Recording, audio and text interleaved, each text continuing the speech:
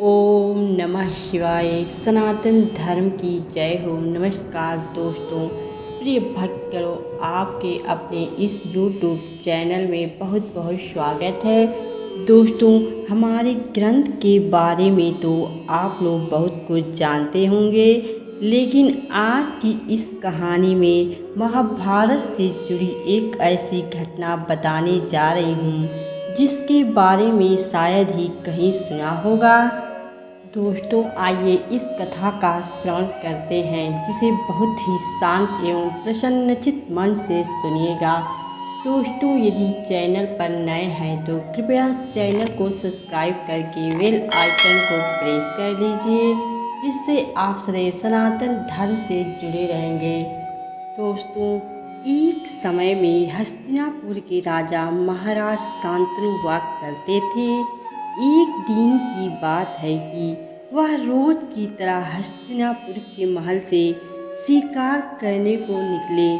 चलते चलते जब वो गंगा नदी के किनारे पहुँचे तो उन्होंने देखा कि एक सुंदर स्त्री गंगा नदी के किनारे बैठी हुई है। उसे देख राजा ने अपना रथ रोकने को कहा। सारथी, जरा रथ को रोकिए। रथ से उतरकर राजा उस सुंदर स्त्री के पास गए और उस सुंदर स्त्री का रूप देखकर उस पर मोहित हो गए। उसकी सुंदरता को देख उन्होंने उसके सामने विवाह का प्रस्ताव रखा। उनका प्रस्ताव सुन गंगा ने उनसे विवाह करने के लिए तैयार हुई। गंगा ने कहा, लेकिन पहले एक शर्त सुन लीजिए। देवी, अपनी शर्त बताइए। तब गंगा ने कहा, महाराज, विवाह के बाद आप ना तो मुझसे कोई सवाल पूछेंगे और ना ही मुझे किसी काम को करने से रोकेंगे, और जिस दिन आप ऐसा करेंगे मैं आपको छोड़कर चली जाऊंगी। ठीक है देवी, विवाह के बाद ही ऐसा होगा। गंगा की शर्त स्वीकार करने के बाद राजा शांतनु और देवी गंगा का विवाह संपन्न हुआ। देवी गंगा से विवाह के पश्चात महाराज शांतनु बड़े ही खुश रहा करते थे। उनकी खुशी और भी बढ़ गई जब उन्हें पता चला कि देवी गंगा गर्भ से हैं। फिर ऐसे ही 9 महीने बीत गए और महारानी को प्रसव पीड़ा शुरू हो गई। कुछ देर बाद दासी ने महाराज को जाकर समाचार सुनाया कि महारानी ने एक पुत्र को जन्म दिया है। यह खबर मिलते ही वो खुशी खुशी देवी गंगा के कच्छ की ओर निकल पड़े। अभी वह रास्ते में ही थे कि तभी दूसरी दासी ने उन्हें बताया कि देवी गंगा पुत्र को लेकर जंगल की ओर गई हैं। यह सुनकर राजा का मन व्याकुल हो उठा। इस वक्त देवी गंगा मेरे पुत्र को लेकर जंगल क्यों गई होंगी? अब वह भी उन्हें खोजने निकल पड़े। खोजते हुए जब वह गंगा नदी के तट पर पहुँचे तो उन्होंने देखा कि देवी गंगा उनके पुत्र को नदी में बहा रही हैं। क्या तभी राजा को विवाह से पूर्व दिया गया अपना वचन याद आ गया और वहीं रुक गए और अपनी आंखों के सामने अपने पुत्र को मरता हुआ देखते रहे। वो उदास होकर महल लौट आए। देवी गंगा भी लौटकर महल आ गई, लेकिन राजा का कुछ भी पूछने का साहस नहीं हुआ। ऐसे ही समय बीतता गया और गंगा फिर गर्भवती हुई। इस बार भी दासी ने उनको आकर वही बताया, महाराज, महारानी ने पुत्र को जन्म दिया है, लेकिन इस बार भी वह बच्चे को लेकर जंगल की ओर गई हैं। राजा दौड़ते हुए उसके पीछे गया और इस बार भी उन्होंने देखा कि पहले की भांति इस बार भी देवी गंगा ने उनके पुत्र को पानी में बहा दिया। राजा का दिल बैठ गया और मन ही मन सोचने लगा, यह कितनी क्रूर माँ है जो अपने पुत्र के जन्म लेते ही उसे गंगा में बहा देती है। लेकिन वह ऐसा कर क्यों रही है? उन्होंने देवी गंगा से इसका कारण पूछना चाहा, लेकिन इस बार भी वह अपने वचन के कारण उससे कुछ ना पूछ सके। ऐसे ही दिन गुजरते गए और ऐसे ही वह बार बार गर्भवती होती गई और अपने नवजात पुत्रों को गंगा माँ में बहाती गई। ऐसे करके उन्होंने 7 पुत्रों को गंगा में बहा दिया। राजा हर बार देखता रह जाता लेकिन कुछ नहीं कर पाते। फिर जब गंगा ने उनके 8वें पुत्र को जन्म दिया और वह उसे गंगा में बहाने ले गई तो महाराज खुद को रोक नहीं पाए और कहने लगे, हे प्रिया, तुम ऐसा क्यों कर रही हो? महाराज, आप घबराइए मत, आपके सभी पुत्र जिंदा हैं। मैंने उन्हें नहीं मारा है बल्कि उन्हें महर्षि वशिष्ठ के श्राप से मुक्ति दिलाई है। हे देवी, आपके कहने का क्या मतलब है?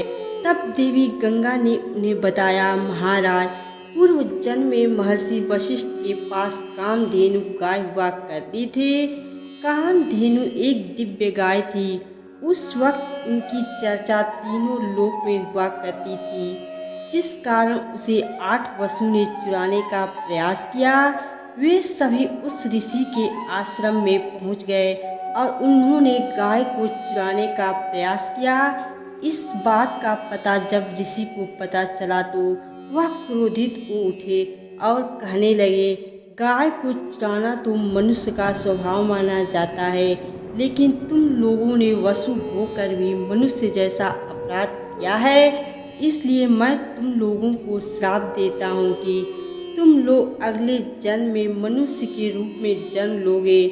ऋषिवर, हमें माफ़ कर दो, हमसे गलती हो गई। सभी वसु ने उनसे माफ़ी मांगी, जिसे देख ऋषि का मन पिघल गया और वह कहने लगे, मैं अपना श्राप वापस तो नहीं ले सकता, लेकिन मैं तुम्हें यह वरदान देता हूँ कि मनुष्य रूप में जन्म लेते ही तुम्हें मुक्ति मिलेगी, लेकिन तुम में से एक को अपने पापों का प्रायश्चित करने के लिए लंबे समय तक पृथ्वी लोक में रहना पड़ेगा।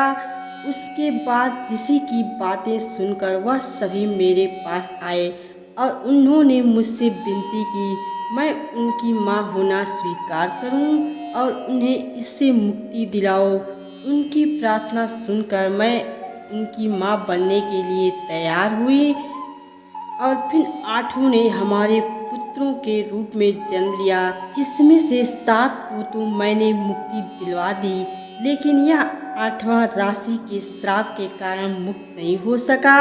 इसे अपनी मुक्ति के लिए अब लंबे समय तक यहाँ रहना होगा।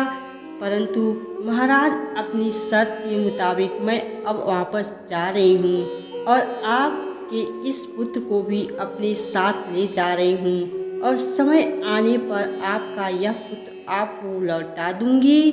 इतना कहकर देवी गंगा अपने पुत्र के साथ गंगा नदी में विलीन हो गई। इसके बाद भारी मन से राजा शांतनु अपने महल लौट आए। ऐसे ही कई साल बीत गए। एक रोज जब राजा शांतनु गंगा नदी के पास सैर कर रहे थे तो उन्होंने देखा कि एक युवक ने अपने तीरों से गंगा के बहाव को रोक दिया है, जिस कारण गंगा नदी का पानी सूखने लगा। वो जल्दी से उस युवक के पास गए। ये तुमने क्या किया? इस गंगा नदी के बहाव को फिर से संचालित होने दो, अपने तीरों को हटाओ। नहीं, मैं ऐसा नहीं करूँगा। अब दोनों के बीच युद्ध की स्थिति उत्पन्न हो गई। तभी वहाँ देवी गंगा प्रकट हुई और बोली, महाराज, यह आपका ही पुत्र देवव्रत है। इसने शास्त्र का ज्ञान द्रोणाचार्य से प्राप्त किया है और अस्त्र का ज्ञान शुक्राचार्य से प्राप्त किया है। अब मैं इसे आपके हवाले कर रही हूँ। गंगा ये कहकर वहाँ से चली गई और राजा अपने पुत्र के साथ महल में लौट आए और कालांतर में यही देवव्रत अपनी प्रतिज्ञा के कारण भीष्म कहलाए। नमस्कार दोस्तों, यह कथा आप लोगों को कैसी लगी कमेंट करके ज़रूर बताएं तथा वीडियो को लाइक और अभी तक चैनल को सब्सक्राइब नहीं किए हैं तो कृपया चैनल को सब्सक्राइब कर दीजिए। सदैव आपके भगवान भोलेनाथ की कृपा बनी रहे। हर हर महादेव।